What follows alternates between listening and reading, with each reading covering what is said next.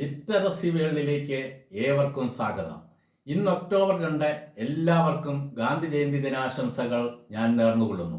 1869 October 2 ഗുജറാത്തിലെ പോർബന്തറിൽ ജനിച്ച മോഹൻദാസ് കരംചന്ദ് ഗാന്ധി ലോക ചരിത്രത്തിലെ അസാധാരണനായ ഒരു വിപ്ലവകാരിയായിരുന്നു.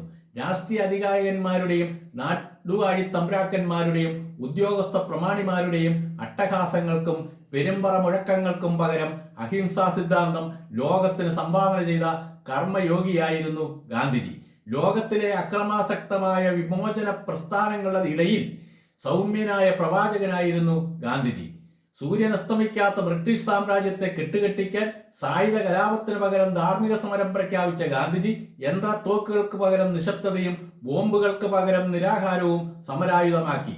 1919 ഏപ്രിൽ 7 ഇന്ത്യയിൽ ഹർത്താൽ എന്ന സമരായുധം ഗാന്ധിജി പ്രഖ്യാപിച്ചു. ഇന്ത്യ നിശ്ചലമായി നിൽക്കട്ടെ, നിശബ്ദമായ ജനകോടികളുടെ മൗന സന്ദേശം ഇന്ത്യയുടെ മർദ്ദകന്മാർ കേൾക്കട്ടെ എന്ന് ഗാന്ധിജി പ്രഖ്യാപിച്ചു. ഇന്ത്യയുടെ ആത്മാവിനെ കണ്ടെത്തിയ ഗാന്ധിജിയുടെ സഹന സമരങ്ങളുടെ മുന്നിൽ സാമ്രാജ്യത്വ ശക്തികൾക്ക് മുട്ടുമടക്കേണ്ടി വന്നു.